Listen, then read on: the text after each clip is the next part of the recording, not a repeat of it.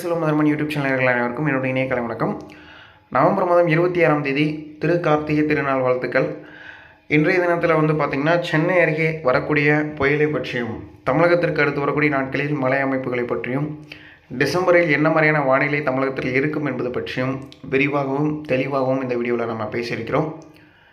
கடந்த 24 மணி நேரத்தில் தமிழகத்தின் வட தமிழக கடலோர மாவட்டங்களிலும் டெல்டா மாவட்டங்களிலும் அநேக இடங்களிலும் வட உள் மாவட்ட பகுதிகளில் அநேக இடங்களிலும் பரவலாக மழை பெய்திருக்கிறது. இன்று வரை தமிழகத்திற்கு கிடைக்க வேண்டிய மழைப்பொழிவை விட தென் மாவட்டம் கூடுதலாக பெற்று இருக்கிறது. இனி வரும் நாட்களில் தென்கிழக்கு வங்கக்கடல் அருகே ஒரு புதிய காற்றழுத்த தாழ்வு பகுதி வருகின்ற 27ஆம் தேதி உருவாக இருக்கிறது. இந்த தாழ்வு பகுதி 27ஆம் தேதி தென்கிழக்கு வங்கக்கடல் பகுதியில் முதல் முறையாக உருவாகும். அதாவது இந்த ஆண்டின் தீவிர தாழ்வு பகுதி அந்த பகுதியில் முதல் தடவை உருவாகி அதோடைய தீவிரத்தன்மை அடுத்தடுத்த ஸ்டேஜஸ், அதாவது வெல்மார்க்டு லோ ப்ரெஷர், அடுத்த டிப்ரெஷன், அடுத்த டீப் ப்ரெஷர், அடுத்த சைக்ளோன் சிவியர் சைக்ளோன் அந்த மூமெண்ட்டில் இருக்கும்.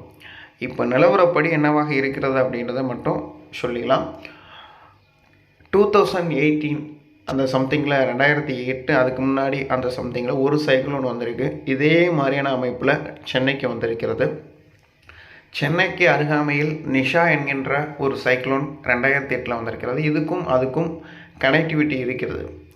அதுவும் சேம் தான். நிஷாவை பற்றி வரலாறை பற்றி தெரிஞ்சவங்க, அந்த வரலாறை பற்றி படித்தவங்க கொஞ்சம் நீங்கள் இந்த நிஷா சைக்ளோன்னா என்னன்றதை கொஞ்சம் இந்த காலகட்டத்தில் தெரிஞ்சுக்கிறது நல்லது. வட மாவட்டங்களில் கிட்டத்தட்ட 20 நாட்கள் ஒரே இடத்துல நீடிக்கும். குறைந்தபட்சம் 10 நாட்கள் ஒரே இடத்துல நீடித்து கடலோர பகுதியிலே இருந்து கொண்டு அதிகப்படியான மழைப்பொழிவை சென்னை திருவள்ளூர்லேருந்து கன்னியாகுமரி வரைக்கும் கொடுத்தது தான் இந்த நிஷா சைக்ளோன். அதே மாதிரியான ஒரு மூவ்மெண்ட் எடுக்கிறதுக்கான வாய்ப்பு இருக்குது இந்த சைக்ளோனை பொறுத்தவரையில். தென்கிழக்கு வங்கக்கடல் அருகே 27ஆம் தேதி காற்றழுத்த தாழ்வு பகுதி உருவாகக்கூடும். இது 28ஆம் தேதிகளில் மேலும் தீவிரமடைந்து 29 மற்றும் 30 தேதிகளில் அது படிப்படியாக தமிழகத்தை நோக்கி வரக்கூடும். டிசம்பர் 1, 2, 3 தேதிகளில் இது வட தமிழக கடற்கரையோர பகுதியை நோக்கி நகர்ந்து சென்னைக்கு நேர்கிழக்காக வரலாம். சென்னைக்கும் செங்கல்பட்டு கல்பாக்கம் இடைப்பட்ட பகுதியை நோக்கி வரக்கூடும் என எதிர்பார்க்கப்படுகிறது. இதை அஃபிஷியலாக அனௌன்ஸ்மெண்ட் பண்ணுவாங்க. Indian meteorological department, Chennai RMC அவங்களோட அறிவிப்புகள் விரைவில் வரும். நீங்கள் அது வரைக்கும் வெயிட் பண்ணுறது நல்லது. இப்போ வரைக்கும் என்ன சொல்லியிருக்கோம் அப்படின்னா, இது 27ஆம் தேதி உருவாகி சென்னை நோக்கி வரப்போகிறது என்பதை செகண்ட்லேருந்து தேர்ட் ஆஃப் ஸ்டேஜ் வரைக்கும் கன்ஃபார்ம் பண்ணிக்கிட்டோம். இன்றைக்கி தேர்ட் ஆஃப் ஸ்டேஜில் இருக்கும். நாளைக்கு ஒரு 4th ஸ்டேஜ் வரைக்கும் மூவ்மெண்ட் ஆகிடலாம். அதிகபட்சம் 5 முதல் 6வது ஸ்டேஜில் இது என்ன ப்ரெடிஷன்ஸோ அதை கன்ஃபார்மாக சொல்லிடலாம். ஒரு சைக்ளோனை ப்ரெடிக்ட் பண்ணுறது என்பது அவ்வளோ சாதாரண விஷயம் இல்லை. அதை முழுவதுமாக 24 மணி நேரமும் கண்காணிப்புகளின் அடிப்படையில் தான் அதை உறுதி செய்வதற்கு சரியாக இருக்கும். இப்போது நிலவரப்படி இன்றைக்கான தேதிப்படி 45லேருந்து 55% விழுக்காடு அளவிற்கு உறுதியாக நம்ம விவரிக்கலாம் இதை பற்றி தெளிவாக. இது தற்போதைய நிலவரப்படி டிப்ரெஷன்லேருந்து சைக்ளோன், அதுக்கு மேலே சிவியர் சைக்ளோன் இருக்குது, சூப்பர் சைக்ளோன் இருக்குது. இந்த மாதிரியான அதாவது நிலைகள் என்பது அடுத்தடுத்து வித்தியாசப்படுமே தவிர்த்து இப்போ வரைக்கும் இது சாதாரண சைக்ளோன் அப்படின்ற மென்ஷன் பண்ணிவிட்டு, இதன் காரணமாக திருவள்ளூர், சென்னை, செங்கல்பட்டு, காஞ்சிபுரம், கடலூர், புதுச்சேரி, காரைக்கால், மயிலாடுதுறை இந்த மாவட்டங்களில் இந்த புயலின் காரணமாக டிசம்பர் முதல் வாரத்தில் அதிகப்படியான மழைப்பொழிவும் ஒரு கடுமையான ஒரு மழைப்பொழிவு இருக்கும் என்பதை நீங்கள் எதிர்பார்க்கலாம். காற்று பாதிப்புகள் இருக்கக்கூடும். சென்னை மற்றும் திருவள்ளூர் மாவட்டங்களில் காற்று பாதிப்புகள் இருக்கலாம். இது வாய்ப்புகள். அதே நேரத்தில் குளோபல் வெதர் ஃபோர்காஸ்டிங் சிஸ்டம் GFSோடைய அஃபிஷியல் அனௌன்ஸ்மெண்ட்டை பொறுத்த வரைக்கும் இது வங்கதேசம், மியான்மர் பகுதியை நோக்கி நகரலாம் அப்படின்ற மாதிரி அவங்க குறிப்பிட்டிருக்காங்க. கொல்கத்தா, வங்கதேசம், மியான்மர் இந்த பகுதியை நோக்கி நகரலாம் அப்படின்றத மென்ஷன் பண்ணியிருக்காங்க. ஆந்திர பிரதேசம், ஒடிசாவுக்கும் சான்சஸ் இருக்குது. ஆனால் இப்போ பாசிபிலிட்டி அப்படின்னா ரொம்ப அதிகமான பாசிபிலிட்டி அப்படின்னா ஆந்திர பிரதேசம், தமிழ்நாடு இந்த 2 ஸ்டேட்டுக்கு அதிகமான சான்சஸ் இருக்குது. தமிழ்நாடுக்கு வாய்ப்புகள் அதிகம், ஆந்திர பிரதேசத்துக்கும் வாய்ப்பு அதிகம். ஆந்திர பிரதேசம் போனாலும் நெல்லூர் முதல் சென்னை இடைப்பட்ட பகுதி தான். அதோடைய பாதிப்புகள் நெல்லூர்லேயும் இருக்கும், சென்னையிலையும் இருக்கும். இடைப்பட்ட பகுதி திருப்பதி பகுதி, அந்த பகுதிக்கும் பாதிப்புகள் இருக்கும். இதுதான் இப்போதைக்கு கணக்கீடு. அதை விட ஃபஸ்ட்டு நீங்கள் நல்லா புரிஞ்சுக்கணும், கஜா சைக்ளோன் 2018ஆம் ஆண்டு வந்தப்போ பார்த்திங்கன்னா போட் பில்லர் அருகே உருவாகியது. போட் பில்லர் அருகே உருவாகும் போது அந்த புயலே வரும்போதே பார்த்திங்கன்னா 158 கிலோமீட்டர் 158 கிலோமீட்டர் ஆவரேஜாக அவங்க ப்ரெடிக்ட் பண்ணதே 140 தான் இருக்குன்னு சொன்னாங்க. ஆனால் வீசி ஏதோ 183 கிலோமீட்டர்.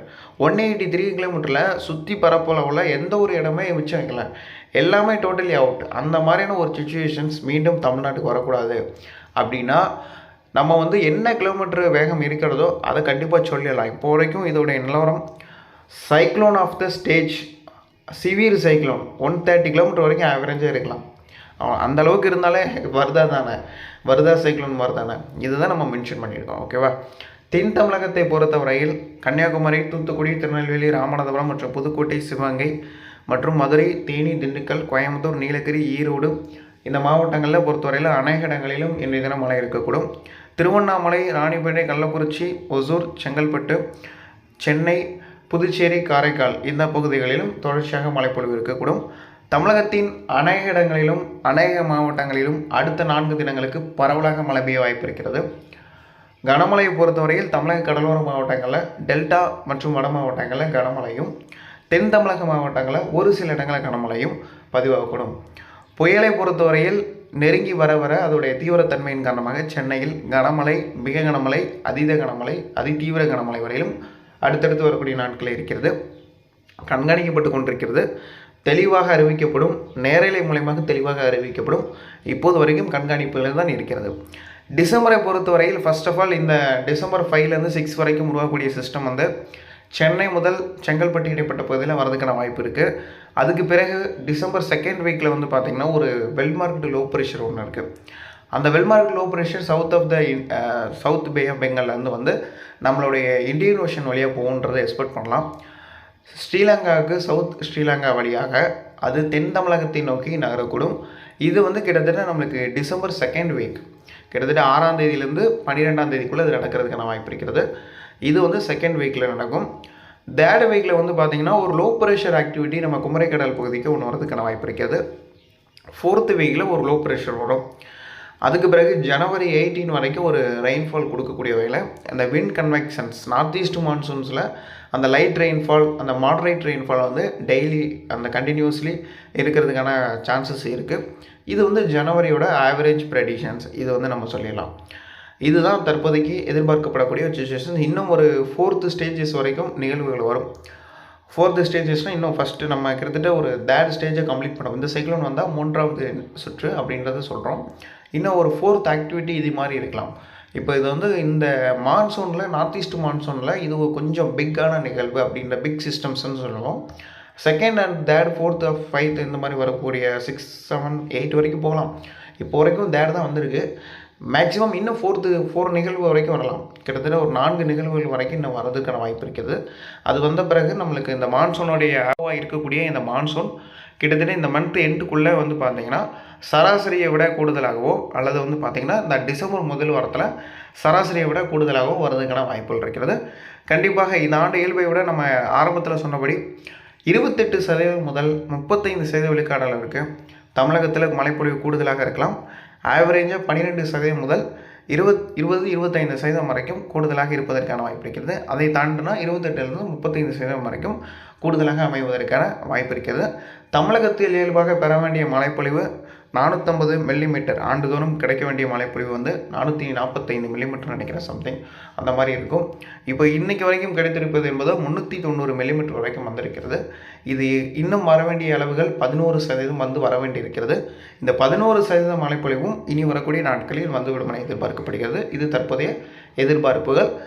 தென் மாவட்டங்களிலும் அநேக மாவட்டங்களிலும் அடுத்த 4 தினங்களுக்கு பரவலாக மழை பெய்யக்கூடும். தொடர்ந்து இணைந்திருப்பவர்கள் மறக்காமல் சப்ஸ்கிரைப் செய்து தொடர்ந்து இணைந்திருங்கள். நன்றி, வணக்கம்.